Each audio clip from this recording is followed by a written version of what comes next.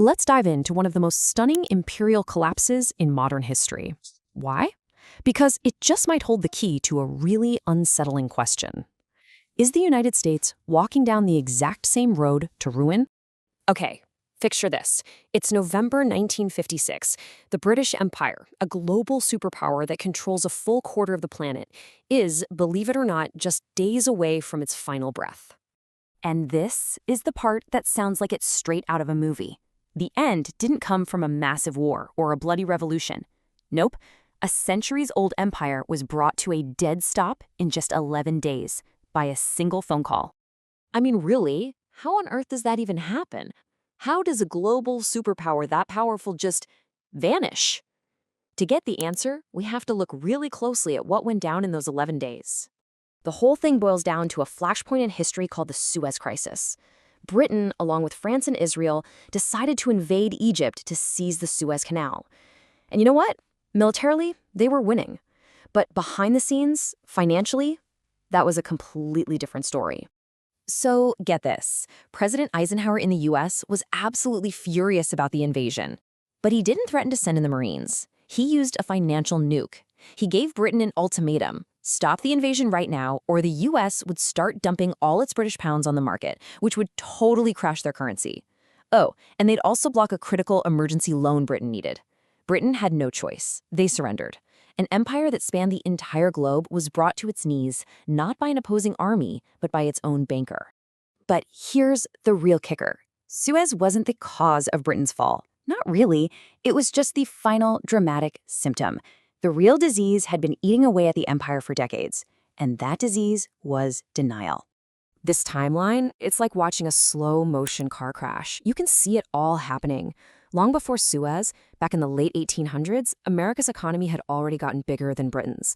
Then, World War I completely flipped the script, turning Britain from the world's bank into a major debtor.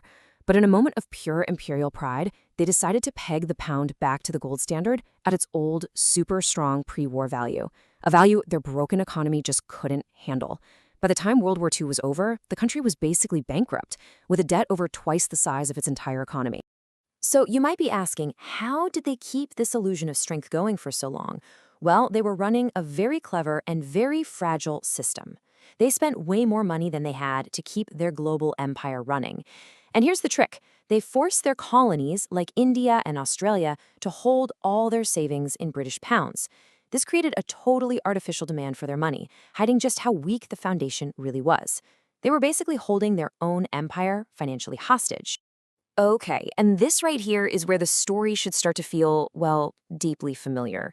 Because that exact same pattern, the insane debt, the overstretched military, the tricks used to prop up the currency, it's playing out again, right now, with the United States. Let's just start with the most glaring parallel, the mountain of debt. After World War II, Britain's debt was more than 200% of its GDP.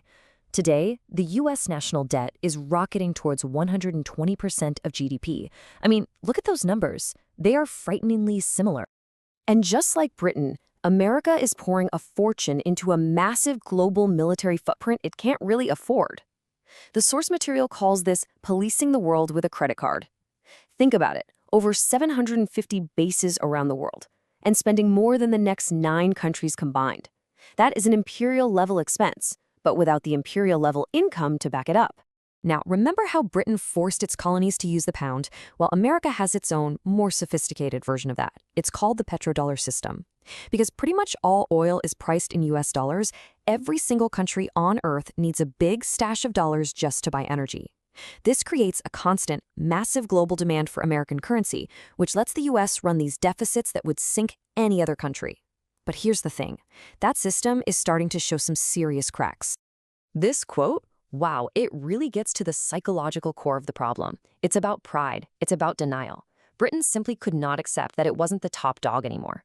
And the argument here is that America is stuck in the same mindset, acting like it's still 1995 and the world hasn't changed. So what would an American Suez moment actually look like? Well, the argument is that it would happen just like Britain's did. It's like that old Hemingway line about how you go bankrupt. Gradually, then suddenly. For decades, everything seems more or less okay. Until one day, it just isn't.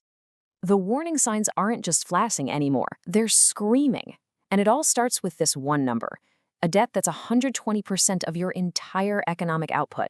That's a major red flag.